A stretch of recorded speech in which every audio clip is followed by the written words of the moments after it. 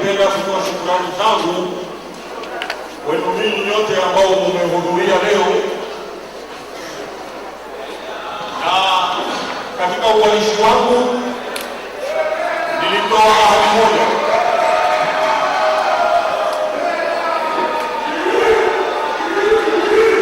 Ahadi ambayo nilitoa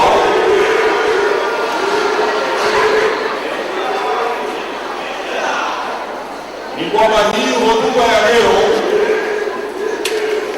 haitoficha kitu, na kwamba ni hotuba ambayo ina umuhimu kwa maisha yetu, maisha ya watoto wetu na wajukuu. Bila shaka hii ni hotuba ambayo itakumbukwa na vizazi vingi vijavyo. Kwa hivyo ningeliomba tuwe na makini tusikize hotuba hii. Kwanza kabisa nataka kuomba mambo mawili kutoka kwenu. Sisi leo tumekuja kuangazia mambo ambayo yatakuathiri katika maisha yetu. Hatukuja hapa kutukana mtu, wala hatukuja hapa kumkosoa mtu. Tuiweke kwenye fikra zetu, tuko hapa kwa mambo muhimu, sio mambo ya kutukanana na kukosoana. Na Mungu akanisaidia kwa upande huo niwe mwenye kuelekea mwelekeo sawa. Na kama mtafanya mfano ambao utamuumiza mtu, basi ni mfano ambao utakuwa una lengo la kuwafahamisha watu yale wanayozungumza, lakini sio kukosoa mtu. Tumekubaliana mpaka hapo? Jambo la pili ambalo naomba kutoka kwenu, nikianza kusoma hotuba hii, najua sisi hapa kuna wazee wangu wengi, una vijana na kina mama.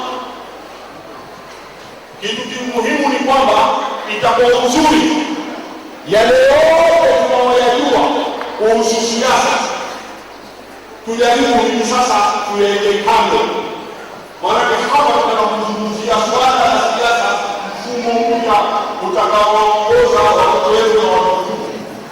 Ikiwa tutakayoyajua haya ambayo ni mambo yatakuwa ni ngumu sana kuingia katika vichwa. Sio kama tunafahamiana madao. Jaribu kila unalojua katika siasa tuweke kando, tujaribu kusikiza haya hapa kwa makini. Na kila mmoja wetu nafikiri alipojiandikisha pale nje alifaidika kupata kopi yake moja ya history.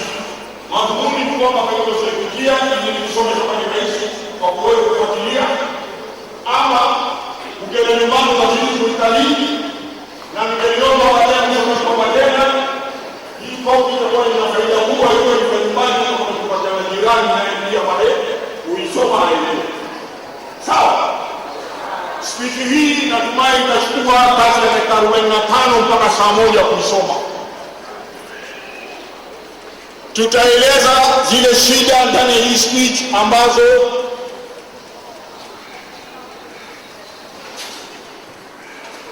itakaloulizwa na Radio Salam wanaituma kila mtu aliyeko nyumbani anaisikia. Sawa?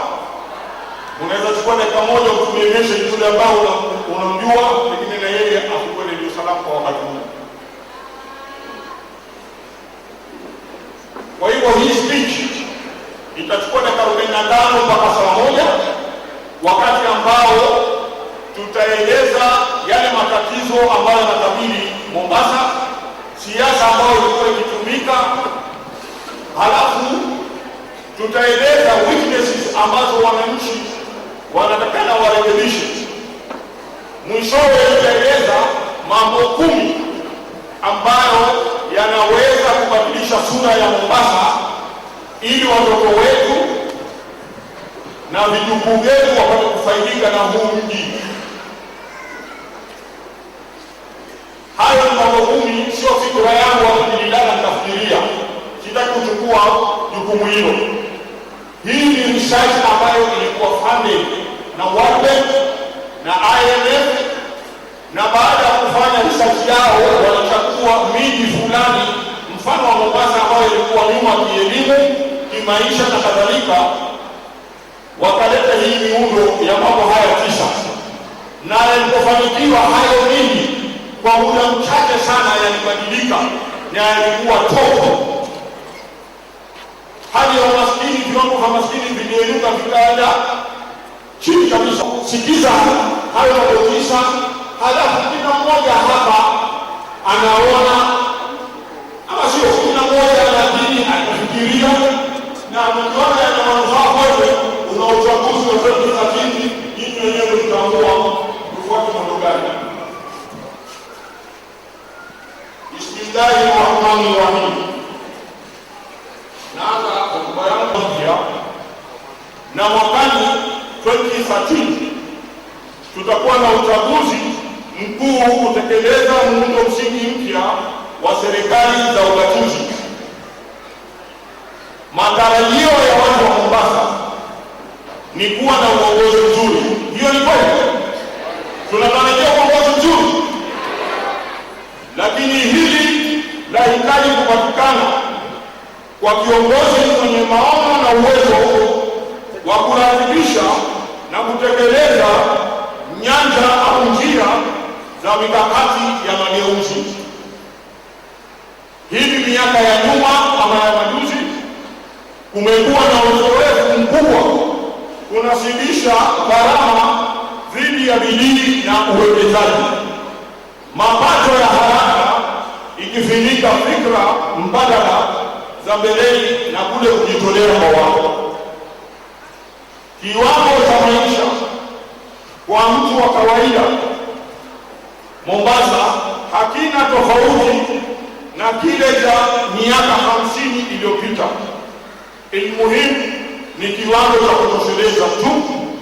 Sijui kama mpaka sasa unakubaliana na maneno hayo.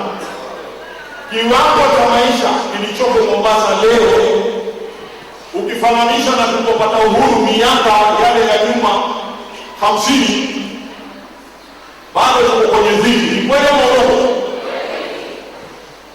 Leo watu hawana huduma ya matibabu ya meno, hawana madawa, wala hawana usafi kama inavyostahili.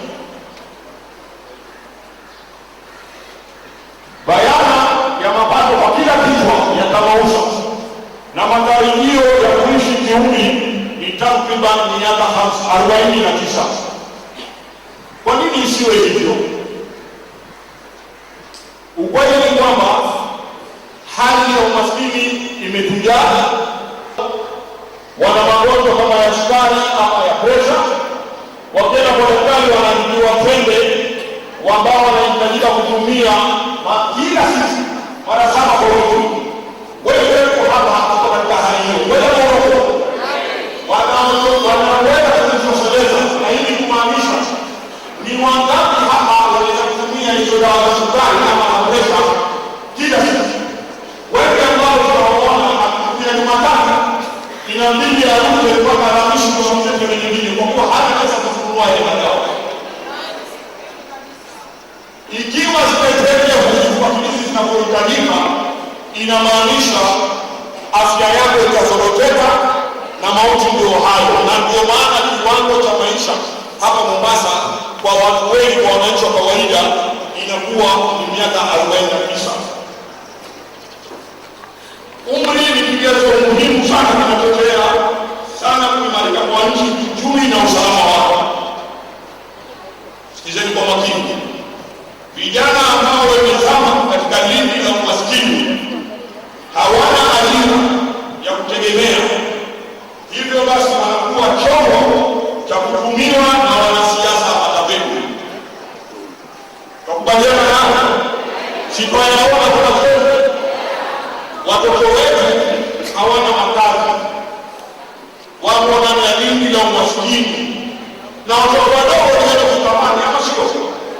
Wakiona wenzao na mobile na wana kwa mobile, wakiona wenzao watembea wamevaa vizuri na wana kuvaa vizuri.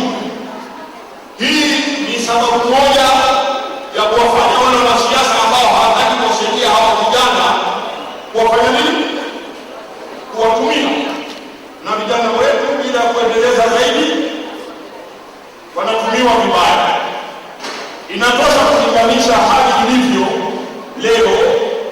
Leo hii hakuna hospitali za kutosha, hakuna elimu bora, mbeleni nitaeleza kaunti zetu 5 za manispaa: Mombasa, Kwale, Malindi. Katika matokeo yaliyopita mwaka jana ya National Primary Schools, kaunti 5 za Coast hapa ndio zilikuwa namba 5 za mwisho. Ya 6 ilikuwa pia hapo katikati, ambayo ni Mombasa kwa sababu ya private schools. Elimu ya Mombasa kwa ushahidi huo inamaanisha tuko mwisho. Katika shule za secondary namba 1 mpaka namba 100 hakuna kwa miaka zaidi ya 10 leo, kumaanisha watoto wetu elimu haijazingatiwa inavyopaswa. Ikiwa sisi leo tu maskini na watoto wetu hawapati elimu inayotakikana, umaskini utatuondokea sisi. Nitazungumza mambo ya elimu zaidi hapo mbele. Jambo la kuhuzunisha ni kuwa leo Mombasa ina takriban wakazi milioni 1 ambao hawana tamaa ya kupata nafasi ya kufaulu maishani, aidha kwa sababu ni wagonjwa sana au serikali za Ulaya hazitumaini kutoa maarifa ya kupigana na umaskini. Watoto wetu waweze kuishi maisha bora kuliko sisi. Hivyo basi kufanya kazi kwa bidii na kufuata sheria za jamii zitaongeleza wao wale wanapotaka. Wakati umefika kufikiri fursa tulionayo pamoja na shida zitakazotukumba. Kwa shida zote hizi zilizowakabili wakazi wa Mombasa na wadau kwa kiwango kikubwa, viongozi waliopita na walioko sasa, viongozi ambao wakikosa mbinu na za uongozi na kuleta mabadiliko, sio kwa sababu hawana busara au hawakutambua, lakini kwa sababu sera zao zimepitwa na wakati na walishindwa kupiga njia au uzoefu bora wa mikakati ya kimaendeleo. Viongozi kama hawa ndio hufanikiwa wakazi wa Mombasa kwa njia ya ufadhili wa pesa kutoka kwa matajiri wachache walio na ubinafsi wa kujinufaisha matakwa yao. Si ndio kweli ndio tunaona? Ikifika wakati wa kura, huzuka viongozi wakafadhiliwa mapesa mingi ili waje watuhadai.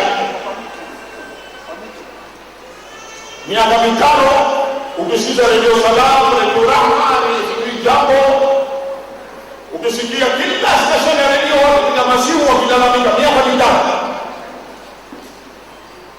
ile kulalamika yote haifai. Wakati ni huu, kama kuna mabadilisho ni kuyafanye sasa.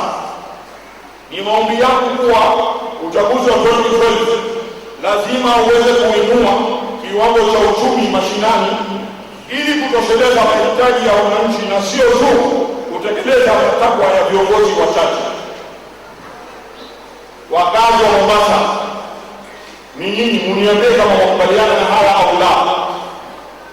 Wangepanda kupata fursa ya kukua na kujiendelezesha, sio ni tena Morogoro. Wangelipenda kujiondoa katika lindi la ufukara, ni kweli Morogoro. Na matarajio yetu ni kuwa watoto wetu wataishi maisha bora kuliko yetu sisi. Tunakubaliana hapo?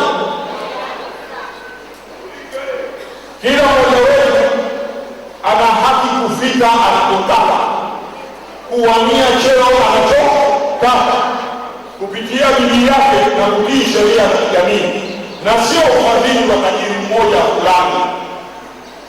Ni ile bidii yake mtu na kutii sheria za kijamii iweze kumwezesha yule mtu kufika pale anapotaka. Kuna shida nyingi Mombasa nataka kutambuliwa. Kutokana na yale ambayo niliyosema yote, mimi naita mstaafu Ali Suleiman leo natangaza wazi azma yangu ya kugombea wadhifa wa gavana katika jimbo la Mombasa, apendapo Mungu, mwaka ujao katika uchaguzi mkuu. Kwa nini tunataka kusimama gavana?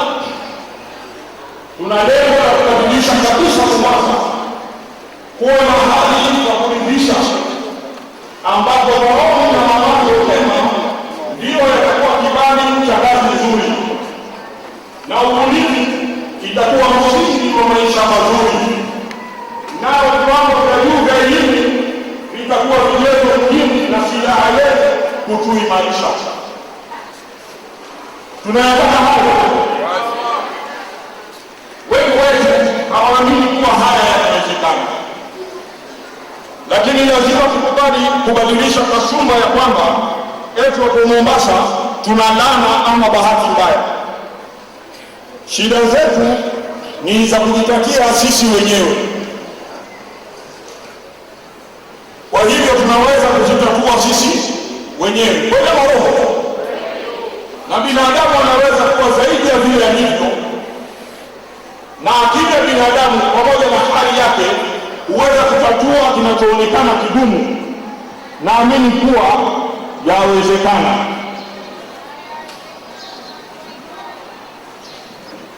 Nataka hapa tumsikize John Kennedy aliyekuwa wakati mmoja ni rais wa Amerika, ana ushauri gani wa kutupa.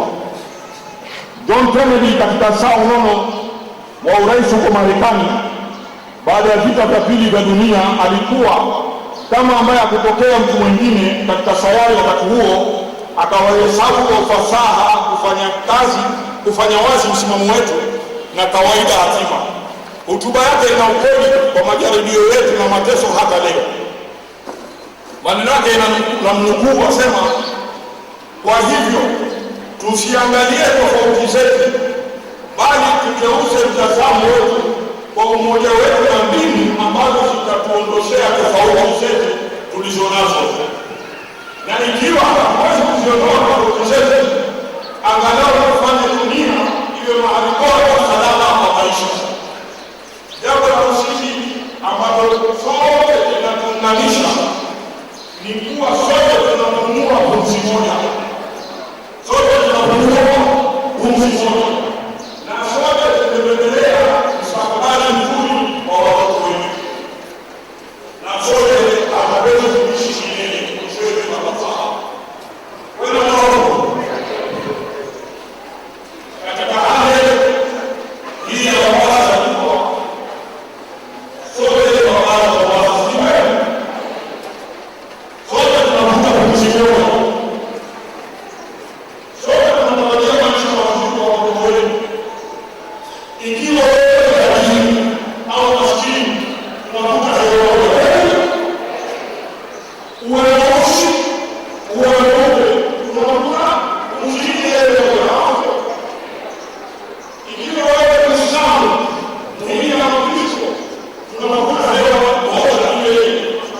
Kwa hiyo kwa wale tofauti na rangi na kabila, dini na tushughulikie kwa wetu hata tunapokuwa huku wewe sote. Kwa hiyo sisi sote tunapaswa tushughulikie kwa kimoja, sio yeye anaona kutawala.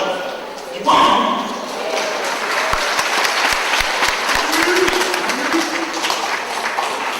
hebu tuangalie kinachoendelea hivi sasa hapa Mombasa. Ni kuwa wenye uwezo wanapeleka watoto wao shule za kibinafsi na kulipa karo za zaidi ya $1,500 kwa mwaka, ili hali wasiojiweza wanapeleka watoto wao kwa shule za baraza ambazo hazina vifaa muhimu kama madawati, vitabu, vyoo vya kutosha isipokuwa na maji. Je, ni kweli kuwa sisi tutapumua hewa moja? Masikini watoto wao wasoma, hakuna blackboard, hakuna choka, hakuna madeski. Matajiri wana kila kitu watoto wao katika hili. Wanafurahia kujenga ukuta na kuchimba visima katika maeneo yao ili watoto wao waokolee katika vijiji vya maji. Ili hata watoto maskini hawana hata maji ya kunywa, wanalazimika kutafuta maji kwa mwendo mrefu. Je, ni kweli kuwa tunapumua hewa moja? Nauliza jamaa, tofauti inazidi kupungua sana. Zaidi ya hayo, matajiri wanastarehe kwa kuwapeleka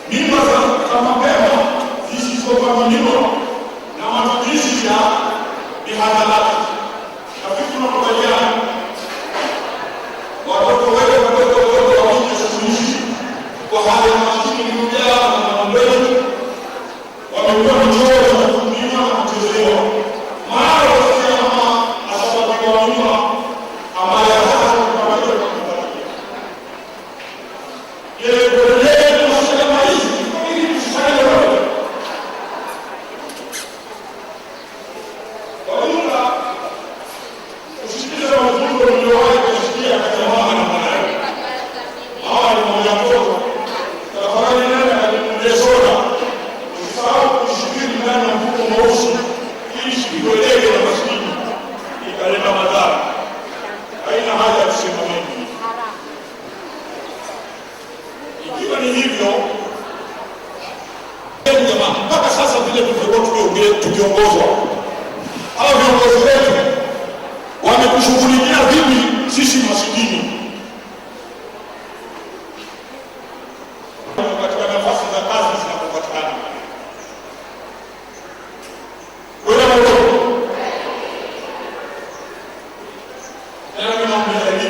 si nafasi za kazi zinapopatikana, hata zinapobumiwa zina nafasi za kazi.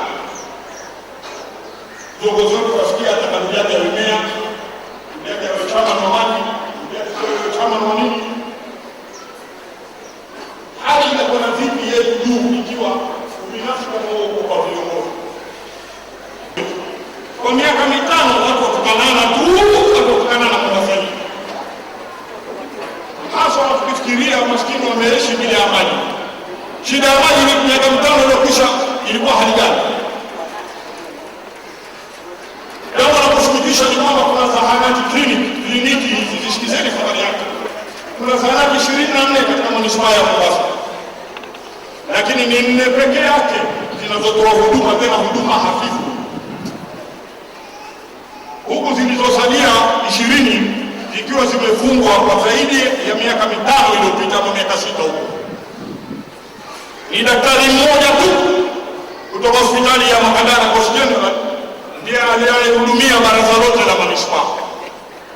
Manispaa ina wajibu wa kuwashughulikia wale watu wa kiwango cha chini, maskini, angalau wapate access kwa medicine, kwa Medicare. Na ikiwa kliniki 20 zimefungwa miaka 7 leo, maskini hali yake iko namna gani? Kuna watu wanaofikiria hiyo hali? Nauliza.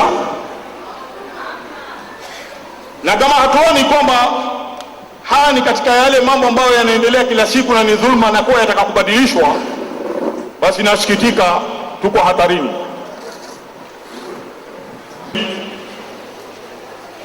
Kinyume na sheria, siku hizi mtu akijenga nyumba hataki kujenga septic tank,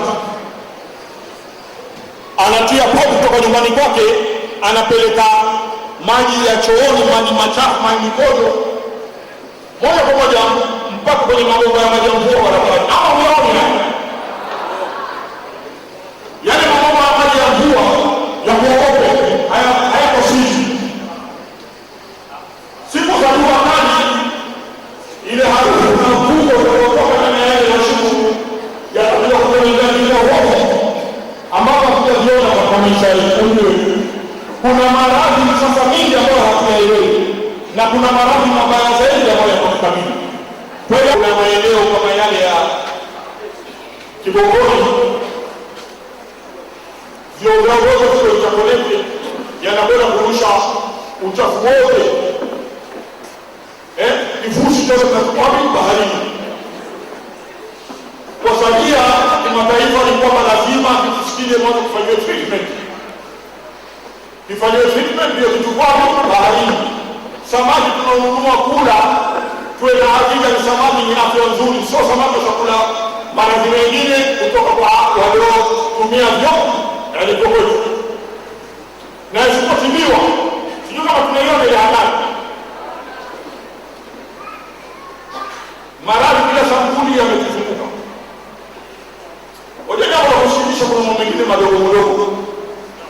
Baraza la jiji lilishindwa kuhakikisha mahujaji hao wanapata chanjo mwaka jana tulikuwa wanaenda kuhiji. Chanjo ni muhimu kwa wanasafiri. Can you believe kwamba hata matayarisho ya chanjo wakati wa haji ambao unajulikana ni wakati wa maalum katika kalenda, pia tulishindwa kutayarisha jambo dogo kama hilo. Watoto wenu wanalazimika sehemu zote kando ya barabara sasa zimegeuzwa na kuwa vilabu vya starehe au mikahawa ya kuuza chakula. Watoto wenu wanalazimika kuhatarisha maisha yao kwa kutembea katikati ya barabara wakielekea shuleni. hatuombi, lakini lao ikitokea ajali ni watoto wetu watakaoangamia na kufa kifo. Ama hamuoni haya? Kwa nini hakuna hata kiongozi mmoja anayezungumzia swala hili? Ama msisikia mmoja akisema kuna hatari yake? Ni kitu kidogo kabisa. Na mimi nauliza, hivi vyama viko wapi? Tunchacha kawaida sasa kura bado wanashika. Watu kuja kelele oye, tiene, pia ni vyama karibu 40. Bwana kusikii vyama wakati wa kutoa mshahara kwa kwenye hatari. Hata kimoja kikisema kwa habari.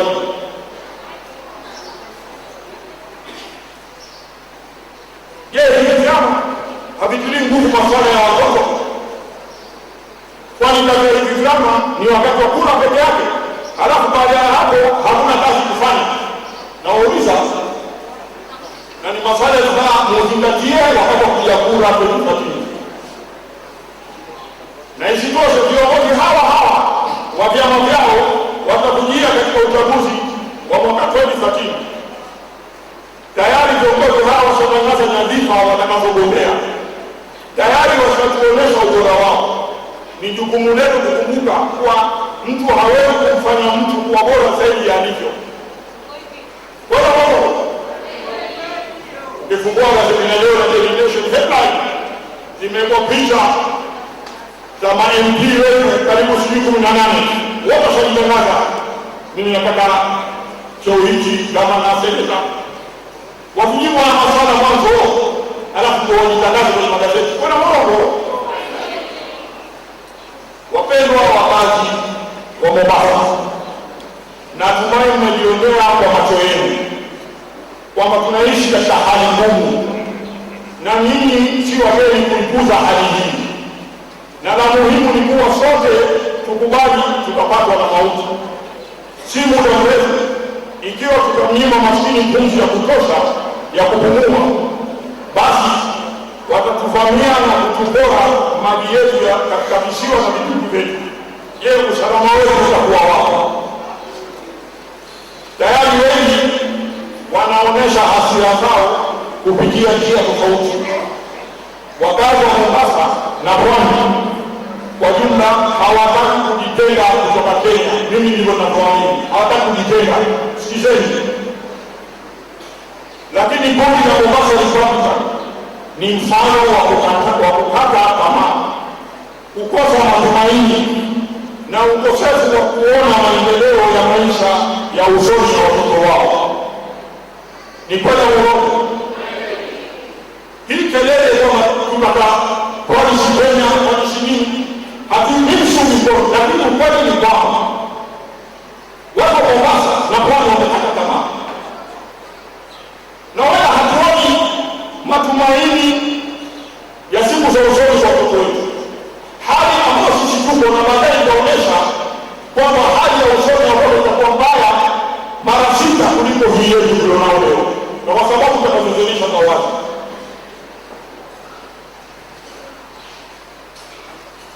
Angalieni mfano kutoka kwa nchi ya Libya, Egypt, Tunisia, Syria, Yemen, Bahrain ni dhihirisho wazi ya jinsi ukosefu wa matumaini kwa wananchi unaweza kuleta madhara. Sote tuna jukumu la kulinda haki yetu na kukabili ukweli. Ninachofikiria ni kuwa kila mmoja awe na jukumu katika jamii. Kila mmoja wetu ahusishwe kikamilifu. Umoja ni nguvu, utengano ndio udhaifu. Wakati mwingi husema kuwa maskini hachagui, lakini mimi naona hili si la ukweli. Kama ukweli ndio mtaniambia. Hatuwezi kubahatisha kila siku. Lazima tuvune tulichopanda kupitia kujitolea kufanya kazi kwa bidii na elimu na busara za viongozi wetu. Narudia, maana naona kuna umuhimu. Hatuwezi kubahatisha kila siku. Kila miaka mitano ikifika, nyinyi huwa kubahatisha. Mwahadaiwa na mambo madogo madogo, na leo ya wazi.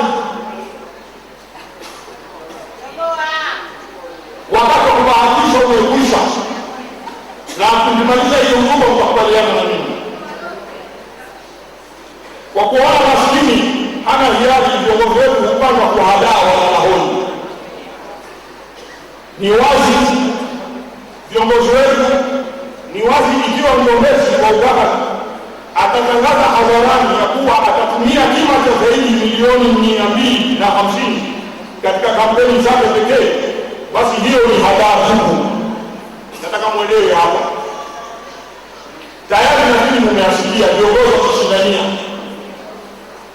nini. Kwani mimi niko tayari milioni 250 nishinde ugavana, na wengine mgeni alikuja karibuni asema hatutumia milioni 250, mimi nitakuja milioni 200 hapa 300. Ushindani huu tunasikia kwenye marejeo ya TV hapa, tunasikia mama zangu na ndugu zangu, sio kwa hawatumia, wanatumia, lakini mahadaiwa. Sikizeni kwa makini, ukizingatia kuwa mgombezi huyo kutaka na mshahara wake hautazidi milioni 1 pamoja na marupurupu yote kwa pale. Gavana kama tabana pesa nyingi ni milioni 1. Leo hapo na uuliza nini? Kwa pamoja hizo mshahara wa pesa ngapi? Milioni 12. Mbona hapo?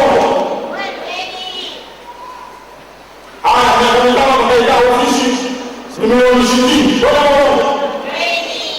Sasa je, kulingana na hiyo samu, ni nani aliyakili timamu atawekeza shilingi milioni 250 kisha hajapata mshahara wa milioni 20 kwa miaka 5? Na uulize jamani, wao viongozi hao wanapanga tu kutukora na sio kufanyia kazi. Na uuliza ameona hapo? Waona sana tu, lakini hatuna nguvu. Tufanyaje?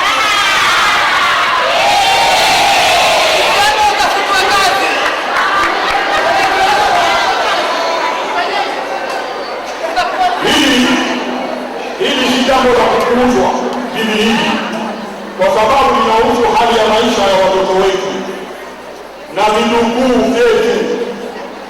Lazima kazi ianze kuhakika uchaguzi wa mwaka 2030 na kujibue mama, tunalo la kufanya 2030. Inshallah. Tuko pamoja na dere inshallah. Tuwakatae viongozi hawa wenye kutumia pesa mengi. Lakini nani atakayewakataa? Nauliza, ni hawa maskini ambao tumeambiwa hawana hiari? Hapa. Lakini wakuhakikishia sisi watoto wetu wanafanya elimu bora, huduma za hospitali yetu ni bora na kadhalika. Wananchi wa kipato cha kati wameiuza sasa kwa kutojihusisha na siasa. Hii imesababisha wale wanyonge kuchagua viongozi wasiofaa. Kwa shauri hawana mwongozo. Labda ndio mfano mmoja hapa. Nilikuwa nikifanya kazi hapa ni petrol station ya BP hapa Kunshashi kwa Mwanza. Siku moja nilikuwa pale kama kawaida, alikuja msichana akanifundisha. Msichana alikuwa na karatasi akaniambia, babangu amefunga mtoto leo siku mbili yuko kwa hospital. Na hawezi kufanyiwa operation mpaka sipatikane 18. Wale wazee ambao mmoja sasa kufunga na kuchungu kwa uongo. Kwa sababu msichana alikia watoto akamwambia, mimi karatasi hii nimezunguka kwa magari wa Mombasa wote na mtambo wa siku 18. Angalia mwenyewe ndani. Wewe unataka kujua ile karatasi baada ya kuwa na mambo na mambo ya ndoa na mambo ya shilingi 30, shilingi 50. Kwa hiyo ni hapo hajafika hata 1000 kwa sababu Idris 18 hizi. Neno la kumshona mewa na takoresha mifano sasa hapa tukojoa hapa tena. Alhamdulillah mfanyike kwa kauli.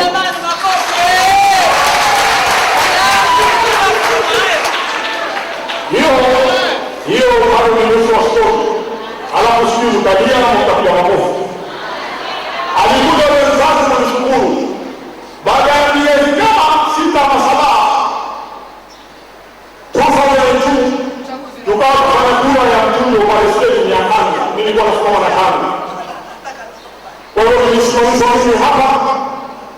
mgombeaji mmoja tutakuta kushoto, kulia, mgombeaji wa pili tutakuta upande wa kushoto.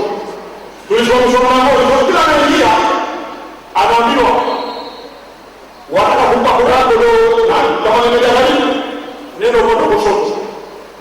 Kama ni nenda kule. Kama ni nenda huku. Na mimi nilipomuelezea kwa president ya siku 18 mwezi 6 sababu nilipomuona hiyo inama na mstari kuingia, nilikuwa ni 70 milioni kura yangu ya guarantee. Nilikuweko mimi. Aliposimama yule mzee kuulizwa watakusimama laini ya nani, asema mimi ni Adamu. Ile viti ya miezi 7 na mtoto wake mwanamali kuzunguka Mombasa nzima, amesahau mzee kwa shauri. Yule alikuwa amevaa mtu na shilingi 200 nje, akasafiri 200 ya sasa, akasahau 18,000 alipokuwa karatasi hapo hana mtoto. Na ndipo tunaposema maskini hachagui, hana hiari. Nafikiri huu mfano utaukuza vizuri. Wananchi hii katiba ya muda mrefu inawafahamu. Ni wazi kuwa siasa ya Mombasa iliweza kuimarika. Nimetoa katika kitabu ukurasa, nimetoa jinsi kura ilikuwa Mombasa. Kura ile ya kupigania elimu bunge na kura ya kupigania katiba. Kwa hiyo kama Kiswahili kidogo na mambo kwa vile ya kizungu. Lakini kwa ujumla na mambo sana siku ya kupiga kura ya ubunge kwa 36 mara nyingi yake kwa zaidi tulipopiga kura ya nini ni sio kwa yote kuna ndio jumla tumeona siku ya kura katiba tulishaina 39 mara 2 na tutaendelea nao tutaiona, lakini kinachomaanisha hapa ni kwamba kutokana na matokeo haya ya kupiga kura kwa wananchi wa kipato cha kiwango cha kati, mambo mawili muhimu yalijitokeza. Ajabu, siku ya kupiga kura ya katiba hakuna pesa zilizotolewa kwa kina mama kuhongwa 200, 300, 500, hakuna siku hiyo. Watu wale wabunge na wanasiasa walisema kwamba ni kupiga kura sio kupiga katiba yako. Kwa hiyo hakuwa na hafu. Na watu walikuwa nyumbani kwa hiari zao wakapiga kura kwa wingi zaidi. Wala hakuwa na usumbufu wowote. Wananchi wakati ukijitokeza na nawasihi wajitokeze katika uchaguzi mkuu na ukuja wachague kama itakuwa ni kazi ya kura wanayofanya kutoka kwa wingi kupiga kura ya katiba. Alafu sasa kuna yao kama wao wanabaki majumbani. Tuimalize hii kazi ambayo tumeianza, ama sio?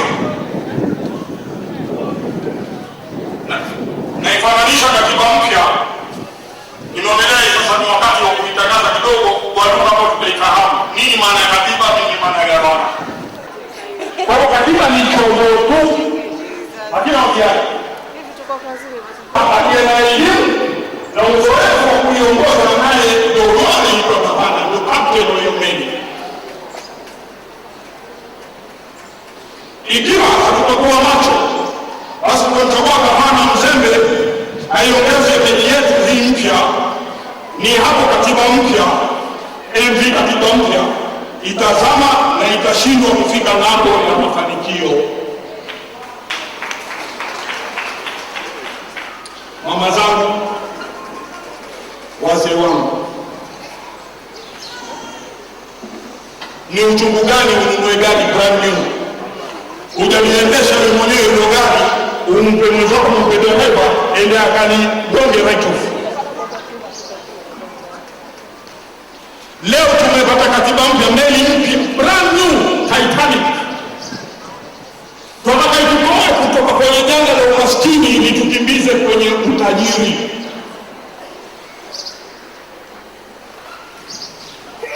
Halafu tupiane gavana na kwa watu ambao wajitokeza.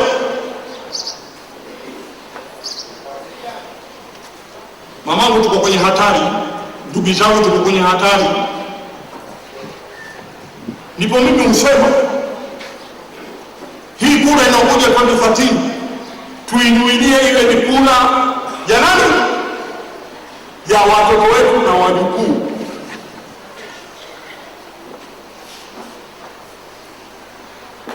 Wengi mbona wana hapa wataraji kweli hii katiba itabadilisha maisha yetu, huo umri ama time hiyo baadaye nitaonyesha hatari ambayo iko kwa watoto wetu na wajukuu. Kwa hiyo mimi nasema hii kura, sheria ni kwamba beba kibali cha nini? Beba kibali cha kadi yako ya kura.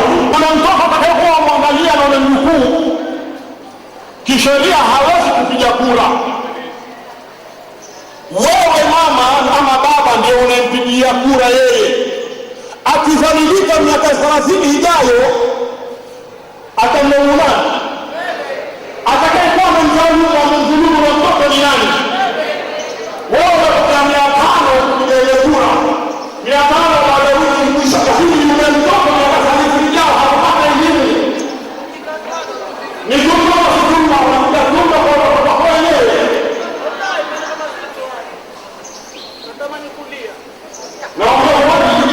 Mimi mkinikolaka mshikite, lakini nimeona unyamaza kesho hii mafunzo ya Mungu. Ya Mungu kweli. Wallahi. Meza bana. Ni wao badiliza bwana. Miaka 50 na wanaona sasa hivi ndio wanafanya. Kwa hiyo kupita 250 ndio pesa si za halali, ameshawaidia tayari mahali fulani.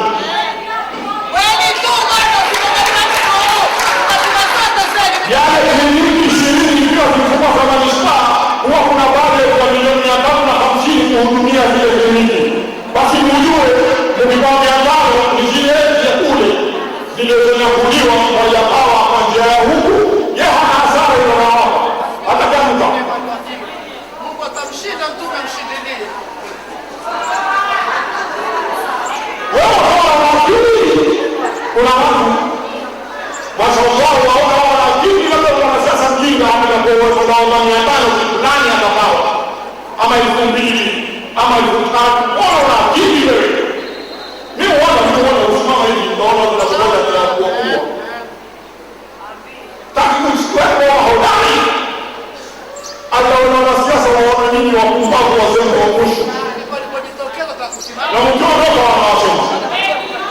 Maana zile pesa hapo hapa ni zetu ameshaziba.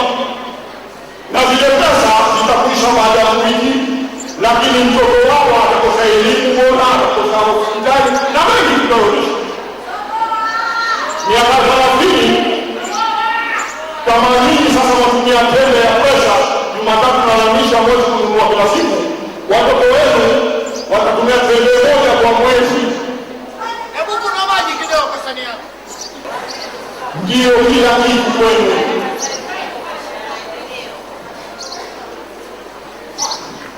Hivyo basi ndipo tunapoahimiza viongozi hasa wale wenye kipato cha kati wajitokeze kwa wingi na wapige kura kwa mara nyingine tena ili kubadilisha mfumo wa uongozi mbaya hapa Mombasa. Weza kufanya standard of living ikaenda juu. Sote pamoja. Lazima tugrow together. Kumaanisha kwamba tuwashike mkono wale maskini. Sisi tukienda juu zaidi na maskini kidogo kiwango tufanye nini? Kipande.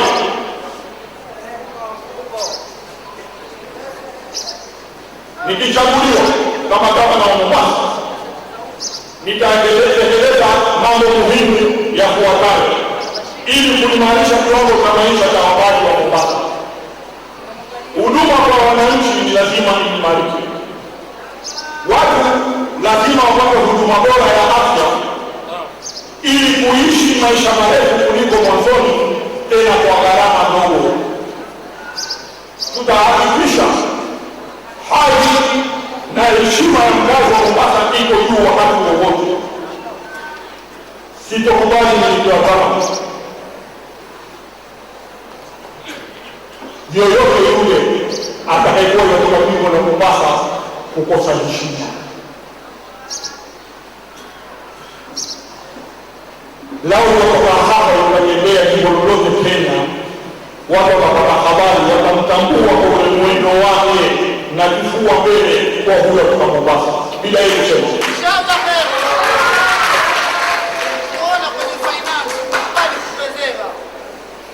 kuna mambo kushia ambayo nitayataja sasa, yasikizeni kwa makini, na mtu asijakadanganya akafanya mawili ama matatu. Haya lazima tishia ile sambamba ni 10, tishia ni moja inadosha, lakini haingilika bila mambo. Mtu akisimama mbele yetu akisema mimi nitakuwa hapa na mwambie nijaangalia na kupatishia wewe kwa ngapi. Mimi nimejifunza mshahara wangu wa miaka 5 kama kasla kuweza kusoma na University of Washington, degree iliyoniwezesha kuwa na fikra kama hizi za kusaidia watu wangu. Sasa leo nawaambia watu wangu hasa kutoka Dondoka ambao walikuwa wakiniomba kusema mita 10. Mimi nilikuwa nikipata mshahara wa 10,000. 10,000 hizo ndio niliandaa hadi chakula changu na watoto. Shilingi 50 katika mshahara wangu na upeleka University of Washington. Na ndio nikasema nikisimama kidogo maana naona wachezaji wa shehe na mimi ni mwanaelewa, mimi ni yatima, ndio mlonilea. Sitokubali kuchezewe shehe. Kwa hivyo nimefanya very big sacrifice. Na mimi nilikuwa sina haja lazima ulama. Nilikuwa niko tayari kufanya na hao waliojitangaza kwa sababu wasema mabosi, basi mimi nilikuwa nataka nifanye nao ili niwape haya mambo tuyashughulikie pamoja. Hawakuwa tayari. Leo nasema nitasimama mimi mwenyewe. Simama bana, tuko tayari, tuko nyuma yako. Ni bado daliva isagike, ukujike, tanda juu. Jambo la kwanza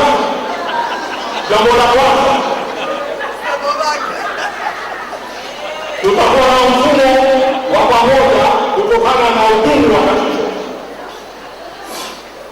Yanahitaji juhudi za pamoja kwa jamii.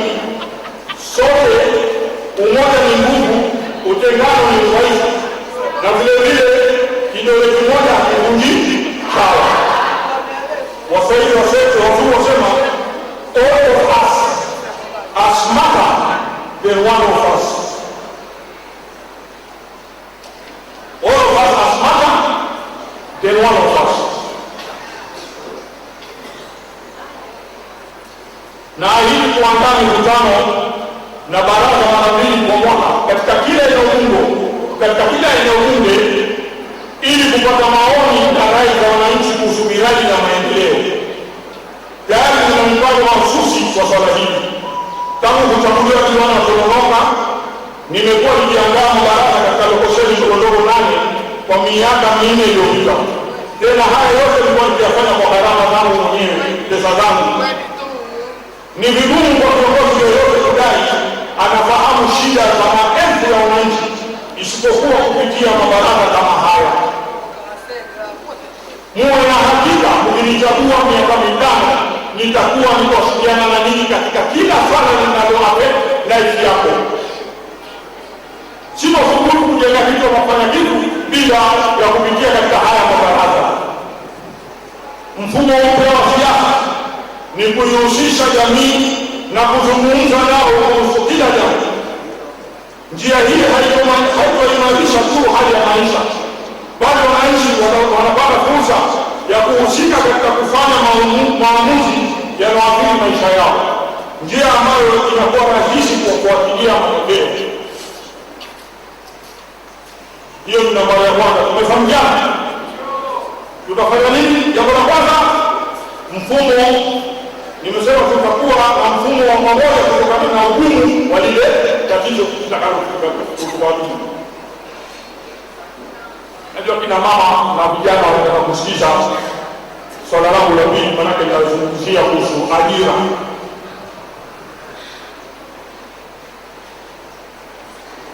Kuhusu ajira, na hapa nataka maswali zenu yote kunisikiza kwa makini.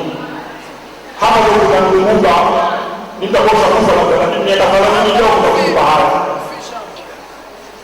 Na wengine wao kuambia waona kwa sababu mimi nitawaambia ukweli ni uchungu, lakini nitausema leo. Kwa sababu ndio kwa makini hapa. Kuhusu ajira, tutafungua haki ya kujitegemea. Tutapenda mazingira bora ya watu kuvumbua, kutengeneza na kuuza bidhaa mbalimbali na huduma nyingi sana. Kuna hatari kuwa ajira nyingi, kazi nyingi tunazozijua leo zitatoweka katika siku za usoni. Mama zangu, vijana, shizeni, wazee wangu, nazungumzia miaka 30 ijayo kutoka leo. Haya yatakuwepo, kupende na sipende. Swala la kwanza, kazi hizi zitapotea kutokana na kuibuka kwa mitandao na mifumo ya utendakazi. Siku hizi kuna internet, barua zinatumwa kwa nini? Kwa email. Sinawaje bili ya dawa kama kuliko sisi wanapotea gani? M-Pesa. Kwa nini? Sasa niliambiwa privatization ya Kenya Ports, mimi kama msomaji nikasema hakuna. Kama vile wengine. Lakini wao wanawaambia ukweli. Tupende na mstari miaka 20-30 ijayo, nafasi kwa Kenya Ports zitapungua kwa sababu privatization will take root. Kujinufaisha na soko la Afrika Mashariki ambayo ina soko tayari na watu milioni 166 katika jumuiya ya nchi tano: Kenya, Tanzania, Uganda, Rwanda na Burundi. Lazima vijana waelewe kuna industrial community. Kuna bidhaa nyingi sasa za kushindwa kupeleka Tanzania ama Tanzania wale bila kulipa ushuru. Ndio kuna one border post, one border stop post inajengwa. Mama amekuwa rahisi, vikwazo vya biashara vinaondolewa, ushuru mwingi sana unaondolewa katika hizi nchi na karibuni katika Afrika yote. Take advantage. Si usikiria kufanya biashara yako hadi pale Mwembe Tayari tu ama pale Kaloleni ama kule Kongowea. Panua fikra zako.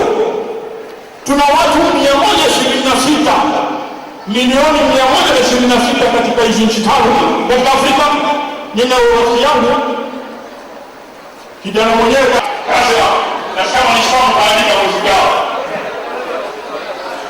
Sasa nasikia mimi kwa wanaona kusoma hiyo kwa dini. Mimi naomba kama ndugu yenu biashara na internet itakusaidia kuweza kuweka order biashara kutoka China bila kwenda na wanalipa bila kwenda.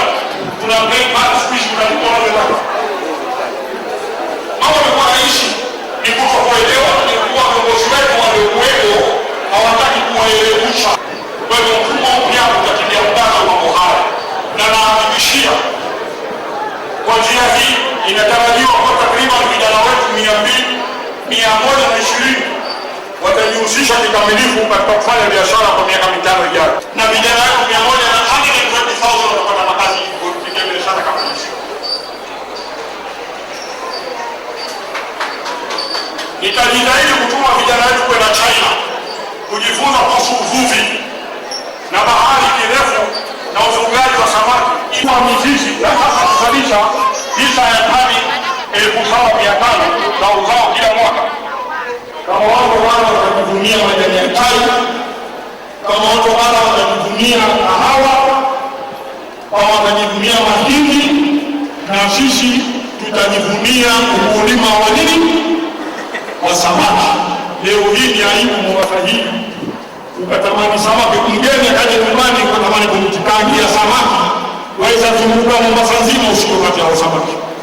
Hasa wewe kama ni mtu kuchagua tangu kafi ndio kuwapati. Wewe kubali yote kama mkipepeo kama sijui samaki gani. Wewe kubali tu. Hiyo ndio sera ya ajira. Kuna vitabu mtakwenda kusoma kwa makini, mtatabasamu, mnao. Mimi ni mtu wewe sasa nikipiga zaidi ndipo. Hatuwezi sisi kueleka uchumi juu kama hatutakubali kureform political system zetu. Na hili kusema ni lazima sisi tuwe na njia madhubuti ya kupigana na ufisadi. Lazima sisi tuwe na NGO ambazo zinaweza kupigania haki za watu wetu. Na ni lazima kuwa ni wenye kutii sheria hapo zile amri zinazotoka kotini. Ndani ya kaunti kimombo anaitwa ombudsman, ofisi ambayo itashirikiana na vyombo vya habari na wananchi kwa lengo la kupokea malalamiko, maoni, matakwa na kuhakikisha kuwa hatua mwafaka zitachukuliwa kwa haraka iwezekanavyo bila kucheleweshwa. Hivi majuzi kama mlisikia kisa cha kusikitisha na kimpatia polytechnic ile na hataki kwenda, anchoka. Mtokona kwa elimu hivyo sasa huwa anachoka. Kwa hiyo tunaleta mfumo utaozidi kuatia hapo na kujiendelezesha. Tunataka mfumo wetu wa elimu uweze kutoa watu walio na uwezo wa kufikiria kwa undani na kupata suluhu ya matatizo kutumia elimu ya sayansi. Kwa sasa hatujaweza kuwafunza vijana wetu katika taaluma za hisabati, sayansi na uhandisi. Watoto wetu wapewi kwa mambo ya sasa kuwa shule bora hapa nchini, bali waanze kufikiria kuwa shule bora ulimwenguni. Yote haya ni kwa ajili ya watoto wetu. Dunia sasa ni utandawazi. Nyaya za mawasiliano kwa fiber zimevunja mipaka ya maeneo na kuunganisha na kuwa na mtandao mmoja ulio wazi na nafuu kwa kila nchi, ili kuwasomesha watu wetu wengi, ili kuwatamia watu, ili kusamia zaidi ya kamundi leo duniani. Kwa hivyo tunaendelea kuwapa mafunzo zaidi walimu wetu hapa nchini na hasa kuongeza ujuzi wao ulimwenguni. Kuna NGO iko Amerika kwa Massachusetts, wameshirikiana mkataba na East African Community kwamba shule zote ambazo ziko hapa East Africa, hizi nchi 5, kila mtoto apawe laptop moja free.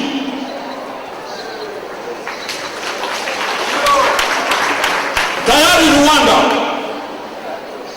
na mkienda kwa internet mtaona picha pia, kila mwanafunzi nusu ya wana zaidi sahihi wanasoma kupitia tarakilishi hizo.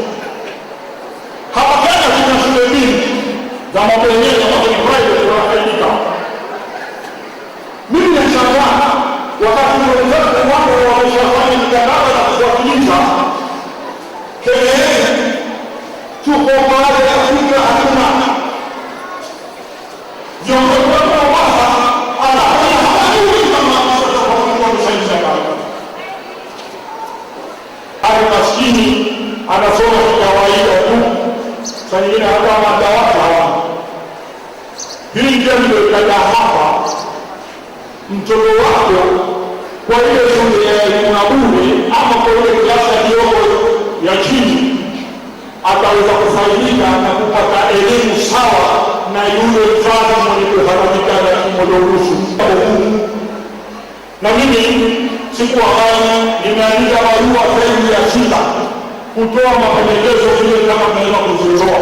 Siku moja nilitoa kuboresha sana kwa klasi sawa choki kashika makao. Hata nilitoa ahadi za overall ni ndio kazini kisha utibili. Lakini nasikitika yote haya yalipuuzwa. Jambo la usalama ambalo jamii inategemea kutengwa fedha kidogo sana. Hii inaonyesha uzembe na ukosefu wa viongozi walioaminika. Ikiwa kiwango cha hali cha maisha ya maskini kitaimarika kutokana na miundo msingi mizuri na huduma madhubuti ya afya na elimu bora, basi kiwango cha uhalifu kitapungua sana kama ilivyoshuhudiwa katika nchi zilizoendelea. Haya mambo yote yanatosha. Na itoka sasa tunakutana watu wanasikia kwa mambo yao ya binafsi. Umaskini utaondoka wewe. Maisha yanaendelea mbele. Watoto wanapata elimu wanapotaka. Madawa tutaenda kwa kama hospitali. Njia nyingine mimi na propose. Juu ya hizo shughuli anti-corruption, anti-nani, wae serikali. Lakini na hii mambo haya tutafanya kwa jimbo letu. Kwanza kabisa tutazuia na kuzuia kwa sheria za kudhibiti zinatoa nafasi ya kuweka ufisadi. Hizi sheria nyingi ndio za ufisadi. Ama wakala. Na kila kitu kitalipa kupitia mtandao. Kuliko kwenda kulipa pesa shilingi za pesa shilingi. Na kama mnavyojua mtandao sasa pesa ni ndio hiyo ya mtandao. Ama sio? Na sio nyingi. Hapa nataka kusema kitu kimoja cha maana sana. Kuna watu wanaoona siasa kama njia ya kupata mali isiyopatikana katika njia ya kawaida. Sasa kuna ishara kuambia kila ninapozunguka tayari tunaona mimi ninapotoka kuna vijana na pia watoto 16 wanapata kama pesa lao. Mimi nitoka elimu ya mmoja nifanye faida. Na hili sasa ninalosema hapa ndio tunawapa pia. Nataka kuthibitisha kweli. Mkinichagua mimi, mtafaidika na shilingi 10,000 kila mmoja wenu kila mwezi.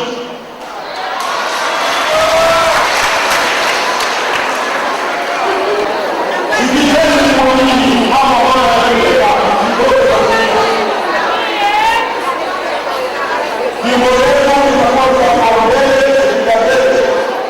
na kuhakikisha usalama wa jamii. Nyote semeni usalama wa jamii. Jumla shilingi bilioni 28 zatarajiwa kupatikana kila mwaka ambazo zitatosha kikamilifu kutekeleza majukumu yote yanayotarajiwa na kumhakikishia mambo ya ndani. Mkumbuke pia kuna bilioni 1 ukijumuisha kwa mwaka za shilingi zitakuwa kwa nani? Kwa dawa. Ni swala la jadiliwa. Kwa kusimamia kwa nini mambo yanatokana kuyafanya kishia na mnapokuwa mtaani mtakuwa nimeeleza mpaka jinsi tutakavyotoka pesa za kusimamia mambo hayo. Kwa sababu ya siku na kila siku ya mechi television na mwezi huu tarehe 29 mwaka huu wa 2020 jinsi bilioni 30 zilizotolewa na Benki ya Dunia na wafadhili wengine zilizofungwa. Simulisoma sana. Sasa hiyo inaletwa na wale wenye wenye wanaotumia mara ili kuwa kweli kufaulu na kampeni na hitaji msaada wetu wa hali na mali. Tusipoteze hii nafasi.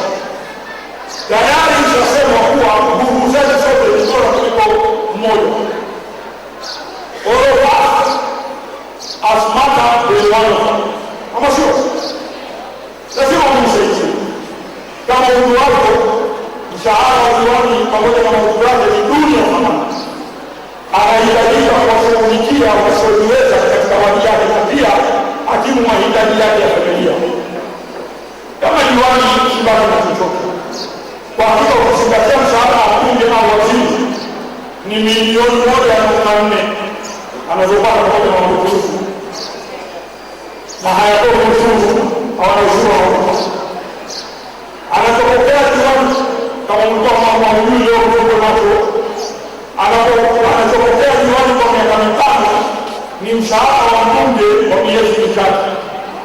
Miezi 3 ndio ya kwanza, mwaka wa kwanza miezi 3 bunge anazopata ndicho hicho kimoja miaka 5 na Je, ushawahi kujiuliza kwa nini mbunge hata mawasiliano na madiwani kwa miaka mitano akiwa madarakani? Unajua kuna baadhi ya wabunge wakishapata wanataka kuona nafasi zao, wanataidia kila pamoja, lakini ukweli ni kwamba wanajua kwa sisi hatuna tunapelekea shida zinazokabili nyinyi, na njia ya sisi kuonekana sisi ni moja kwetu kwa shida tusifikishe kwa Mungu. Hivi ndio sisi tuna maana ama sio? Aisha wananchi kununua muda wa vipindi vya maongezi, magari ya matangazo ya barabarani na kadhalika. Ikiwa una imani na mwongo huu na unatarajia safari nzuri kwa watoto wako, tafadhali toa msaada wako. Unaweza kulipata kwa njia ya simu ambayo imefika kwa vitabu vyetu, na utoe mchango wako kwa Karimu Suleiman Foundation. Uamuzi wako wa chama nitakachosimamia nacho, najua watu wanahamu, lakini ninasema bado nashauriana na nikijaliwa nitawajibisha karibuni. Nina deni ya Oktoba 4 kutangaza chama nizita kabla ya kura. Kwa hiyo nitaangalia bado nashauriana. Ukweli ni kwamba baadhi ya vyama hivi vinajiuza. Wagombezi watakuwa wanatumia fedha nyingi na kuonekana kufadhili shughuli za chama, kununua vitu vyao kama kufurahia faida ya kura kutoa. Mimi ni kitoa chama fulani, basi kabila fulani zote ni mambo zinamiliki. Kabila fulani ndio wale kwa kinara wao hawajali wewe muhuri na hawajali pesa zao za baba.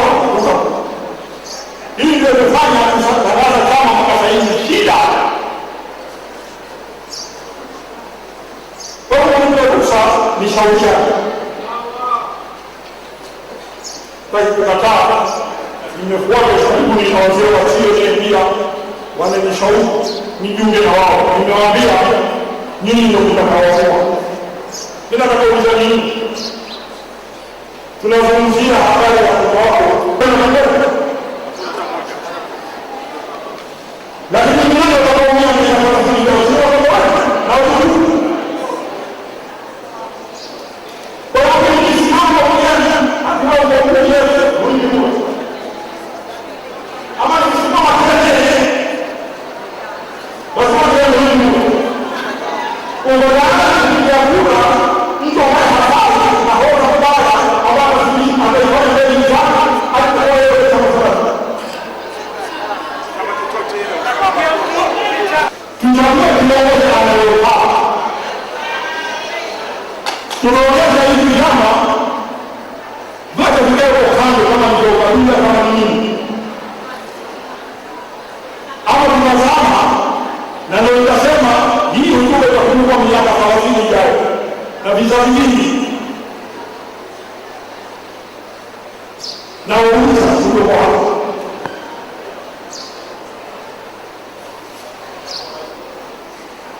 na sio kwa kufikia maana ndio sio kushosha ubazao dunia nani ndio tuli masaibu ya watu wa watu na mafani duniani.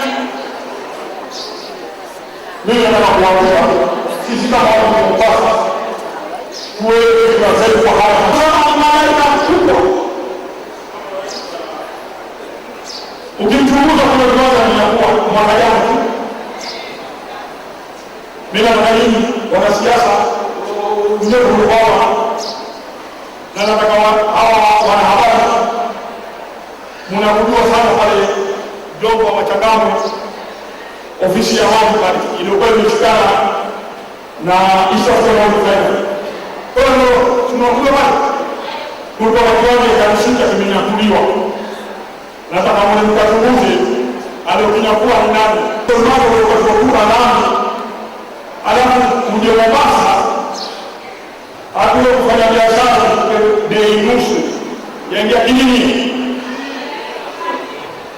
Wewe ni watu wewe unapigwa sima wanakuja hapo Mombasa watakapokuwa watu ni watu kukubebea hiyo nusu. Hakuna huyo kwa Mombasa. Utaisikia sasa.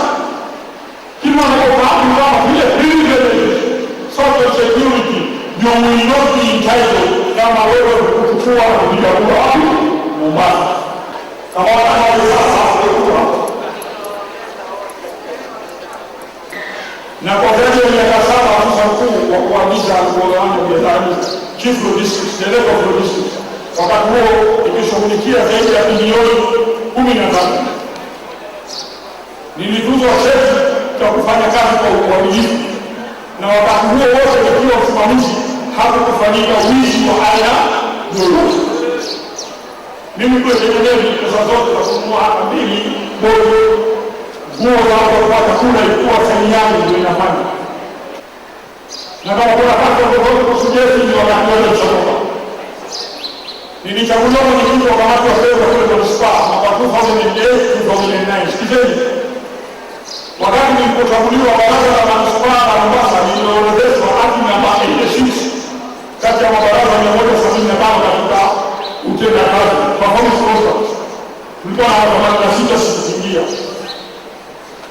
Kwa kipindi cha mwaka mmoja pekee, kwa ushirikiano na mahasimu na baraza pamoja na mtahazina, performance contract anayesaini ni chama wa finance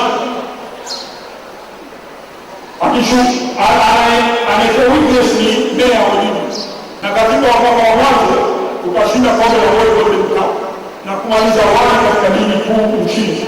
Kwa hivyo vijana wanaliongoza baya kufanya kazi na nyinyi katika mambo ya sports na kupeleka Mombasa kuwakilisha Kenya katika kombe la Nelson Mandela Cup. Nimekuwa mwenyekiti wa kamati kuu ya bodi ya serikali katika shule ya upili ya Shimo la Tewa kwa zaidi ya miaka 12. Chama na ile kwa kwa. Nimekuwa na wadhifa kama huyo katika shule ya Tondoloa kwa miaka 9.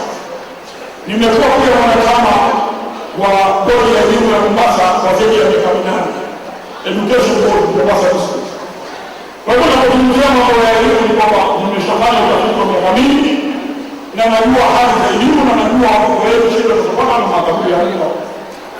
Nina uzoefu kwa muda mrefu kwa kufanya kazi na Umoja wa Mataifa, nimefanya kazi na United Nations, nimefanya kazi na kampuni ya mafuta ya Kenya Shell na BP. Nimehitimu na shahada ya diploma nikisomea masuala ya hoteli na uandazi na hoteli management. Pia nina diploma ya uhifadhi wa mzigo bandarini, clearing, freight and warehousing. Nina shahada ya degree katika somo la kimataifa na kidiplomasia. International Studies and Diplomacy. Nina degree hapo. Nina shahada kutoka chuo cha uandishi wa Uingereza. Hawa waandishi pia wanajua kwa mimi mmoja pia ama journalist. Nina shahada hapo pia. Na nyingine nyingi pia kwa zile za wakati wa graduation. Kuonesha pia nimefanya leadership courses nyingi. Mimi nimepata bahati kusomeshwa hizo Ulaya. Nimefanya masomo Uingereza zaidi ya miaka 4 na Tanzania. Nikiwa nimeona Tononoka, nina furaha kuwatangazia kwa Tononoka imeibuka namba 1 katika watu zote 32 kwa jumla ya kipindi cha miaka 5 iliyopita kutokana na uwekezaji investments. Kwa mujibu wa ripoti ya mtahazina wa Manispaa, afisa wa CDF na wahandisi wa serikali na mashirika yasiyo ya kiserikali, Tononoka imekuwa namba 1.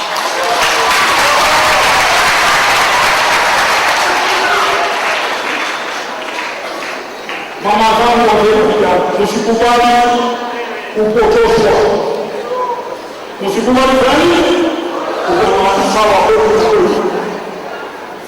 kwenye sura ya 45 aya 19 Mwenyezi Mungu anatuambia hivi: wadhalimu wale wadhalimu ni marafiki wao kwa wao.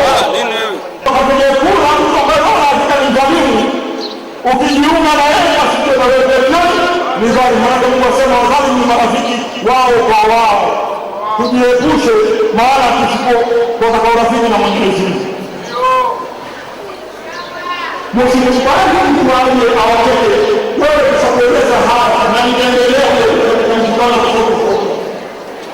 Bali hata hivyo sioni kwa nini atiwewe wale na kwa fulani hali ya mshawishi. Akija kwa siku shida ni mbaya. Asio amua mwenyewe, usingoje kuambiwa. Kama nilivyoonyesha hata kwa msara wa Manispaa hafla hana kitu. Hawa wengine wana mabilioni na maminista na ma-MP wana wako 4 milioni kila mwezi. Kwa hiyo hawa na pesa kuwaeleka, kuwaelimisha.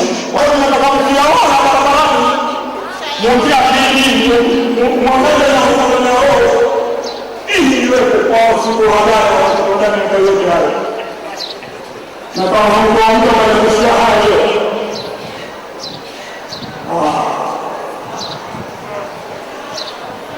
Mungu atukusifu kwa wakati kuombea madua. Amoja.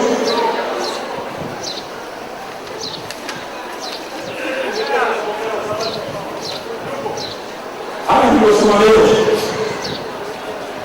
Ni mambo muhimu na ni makubwa sana. Hivyo hapo tutawaomba mjiunge na mimi. Na kama daktari kwa mwingine ambaye ni mshizi, mimi ndio kesho kuja kama. Kama ni mnaambia mwingine kwa uzuri. Lakini hao hapo mtakaza ni wao hawatawasaidia nyinyi. Labda kama kuja mwingine. Tumefahamishana?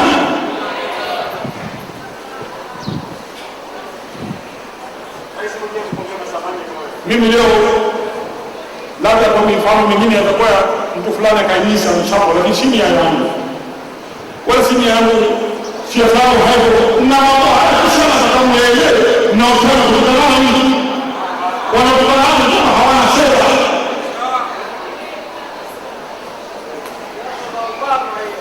Mimi mwanzo wa kujiana nina kaseti ya video, lakini kwa vile mjana hatuweza kuionyesha, ingeonyesha mfumo mpya wa elimu watoto wao wanasoma na internet na mnaweza kwa internet mkatafuta mkija kwa mtu apata zile address mkaona kwa nini tunazungumzia haya pia tuzungumzie haya na wakera wa sauti na nitaomba tunapotoa uhalisi watu wale kusikiza ndio political reform sikiza na mtu akitaka kule atakuzuia pumzi anaweza kukuzuia pumzi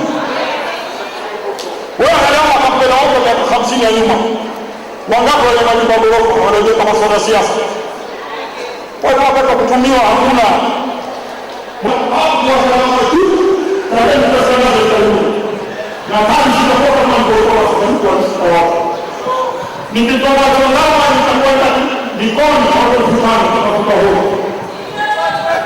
Halafu nitakuja hapa Mombasa. Nifanye kwa Mombasa pekee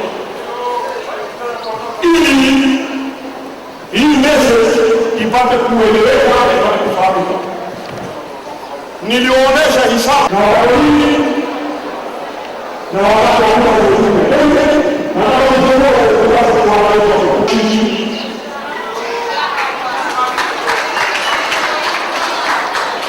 hii kitabu hakikisha ukifika kule Rwanda unawaambia Rwanda ishini ile watu wa Kristo mpeleleza kila mtu na wakushiriki.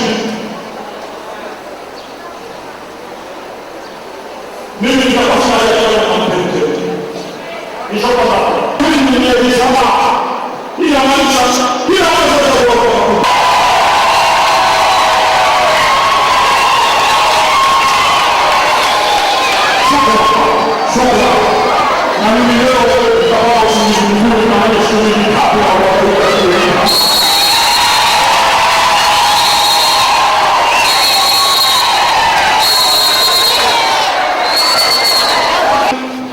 kwa muda wenu uliotupa na kuweza kuyasikiza. Ombi langu kwenu ni kwamba maneno mnayasikia, mambo kisa mmeambiwa, ujumbe ufikika muda sasa, lakini kubadilika ni sisi wenyewe tubadilike. Kama hatujaamua kubadilika, Mwenyezi Mungu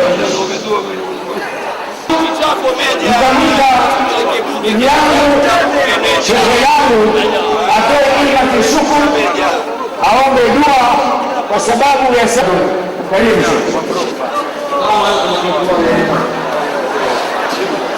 ujumbe ambao sote tumefahamu na kama alivyosema kwa Mwenyezi Mungu Subhanahu wa Ta'ala, anasema inna Allaha la yughayyiru ma biqawmin hatta yughayyiru ma bi anfusihim.